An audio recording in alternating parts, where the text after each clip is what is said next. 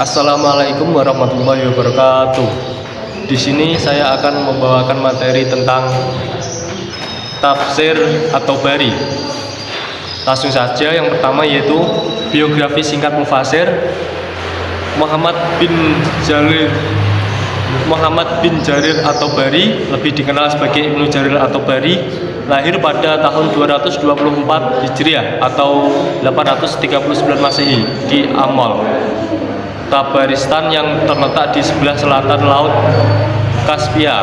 Ia merupakan seorang sejarawan, mufasir, dan pemikir muslim yang sangat berpengaruh pada masa keemasan Islam. At-Tabari dikenal sebagai seorang cendekiawan yang haus akan ilmu, pengetahuan, dan tidak pernah menikah sepanjang hidupnya. Pendidikan dan perjalanan ilmiah At-Tabari yaitu At-Tabari menghafal Al-Quran pada usia 7 tahun dan menjadi imam sholat pada usia 8 tahun.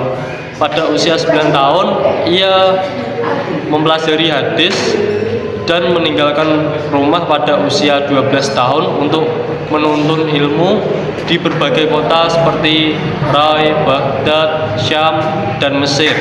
Di Baghdad, beliau belajar dari Hasan Ja'farani dan di Basra dari Abdullah As-Sa'ni. Karya-karya dari At-Tabari sendiri yaitu di antara karya-karya terkenalnya adalah Tarikh Ar-Rusul wa Al-Muluk, sejarah para nabi dan raja, yang lebih dikenal sebagai Tarikh At-Tabari. Selain itu ia juga menulis Jami'ul Bayan fi Tafsir Al-Quran yang dikenal sebagai Tafsir At-Tabari, yang merupakan salah satu tafsir Al-Quran yang paling penting di dalam Islam. Latar belakang penulisan At-Tabari.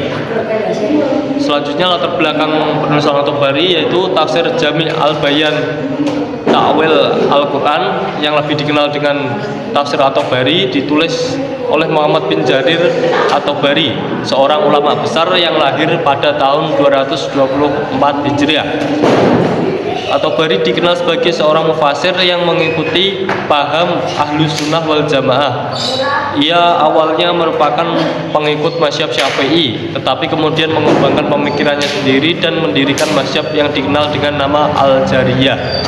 Latar belakang ini mempengaruhi cara pandangnya dalam menafsirkan Al-Quran, di mana ia berusaha untuk menyelaraskan berbagai pandangan dan tradisi yang ada pada masanya.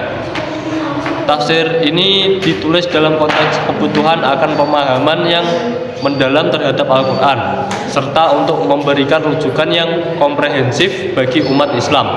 At-Tabari mengumpulkan berbagai riwayat pendapat dari para ulama sebelumnya, serta menyajikan tafsirnya dengan metode yang sistematis dan jelas.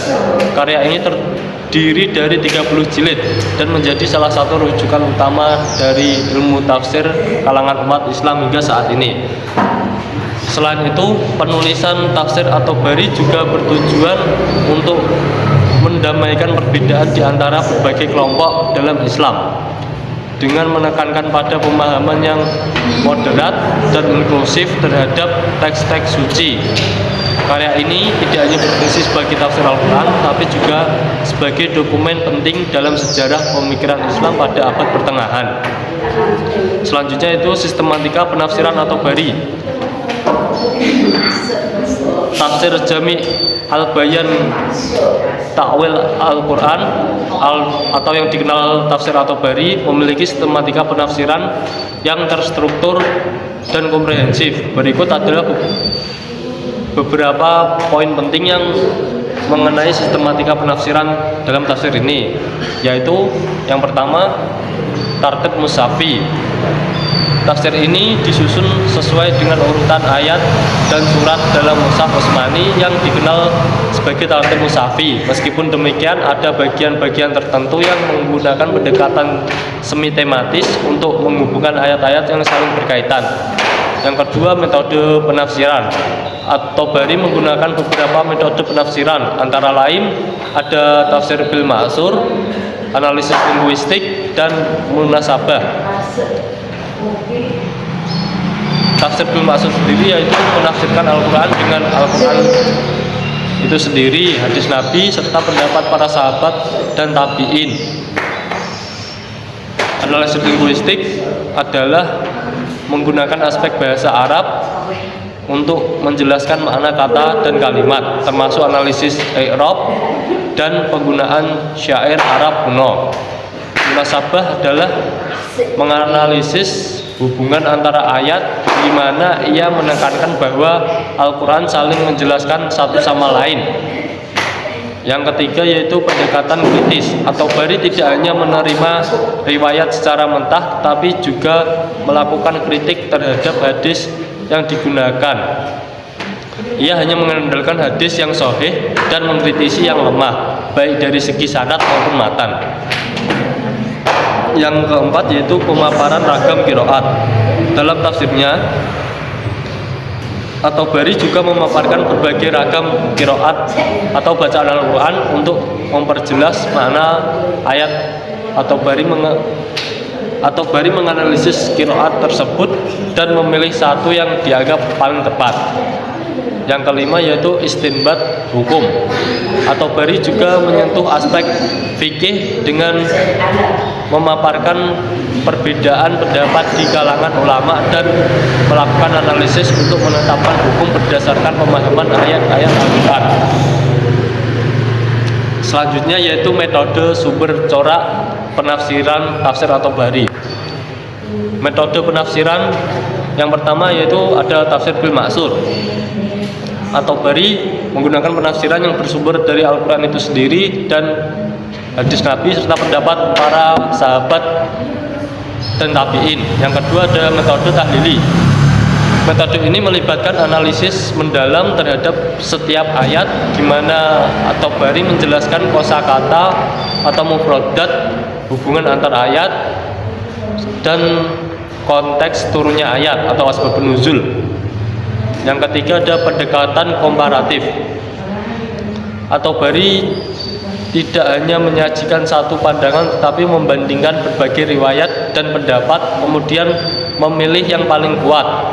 Pendekatan ini menunjukkan keterbukaan dan kedalaman analisisnya dalam menafsirkan ayat-ayat Al-Quran. Yang keempat yaitu analisis linguistik. At-Tabari menggunakan analisis bahasa Arab termasuk aspek i'rab dan syair-syair Arab kuno untuk memperjelas makna kata-kata dalam Al-Quran. Selanjutnya itu ada sumber penafsiran. Yang pertama, At-Tabari mengambil dari Al-Quran dan hadis. Yang kedua, riwayat sahabat dan tabi'in. Yang ketiga, dari sastra Arab kuno. Selanjutnya, corak penafsiran. Tafsir At-Tabari tidak terikat pada satu corak tertentu. Ia menggabungkan berbagai pendekatan, meskipun lebih cenderung pada tafsir bil ma'sur, ia juga menggunakan akal atau bil ra'yi dalam beberapa kasus untuk memperkuat argumennya.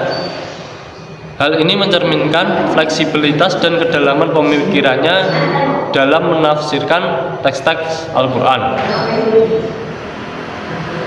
Selanjutnya yang terakhir yaitu kelebihan dan kekurangan tafsir At-Tabari. Yang pertama, kelebihan dan kekurangan tafsir At-Tabari yaitu kedalaman dan luasnya penjelasan. Tafsir ini dikenal karena penjabarannya yang mendalam dan luas, mencakup berbagai aspek dari ayat yang ditafsirkan, termasuk konteks historis dan budaya saat ayat diturunkan. Yang kedua yaitu metode tafsir ini menggunakan metode bil ma'sur. At-Tabari menggunakan penafsiran berdasarkan riwayat dengan mengutip banyak hadis dan pendapat dari sahabat serta tabi'in. Ini memberikan dasar yang kuat bagi penafsirannya. Yang ketiga yaitu penggunaan ilmu bahasa. Ia menggunakan ilmu bahasa Arab termasuk analisis i'rab dan merujuk pada syair-syair kuno untuk memperjelas makna ayat.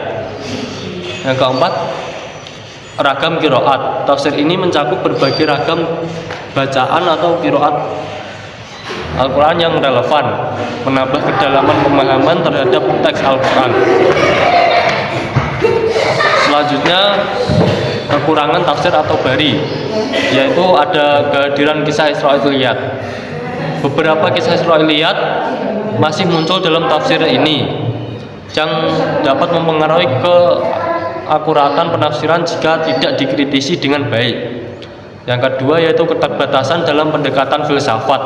Meskipun menggabungkan berbagai pendekatan, tafsir ini kurang dalam pendekatan filsafat atau logika dalam mendalam dibandingkan dengan beberapa tafsir modern yang lebih analitis. Yang ketiga, keterbatasan konteks sosial modern.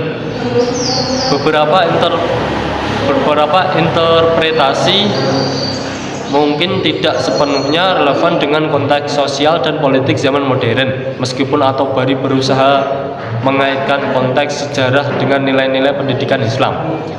Yang terakhir yaitu ketergantungan pada riwayat. Fokus yang kuat pada riwayat dapat menyebabkan penafsiran terjebak dalam pandangan tradisional sehingga kurang memberikan ruang bagi interpretasi baru atau inovatif. Baik, itu tadi materi yang bisa saya sampaikan. Kurang dan lebihnya mohon maaf. Wassalamualaikum warahmatullahi wabarakatuh.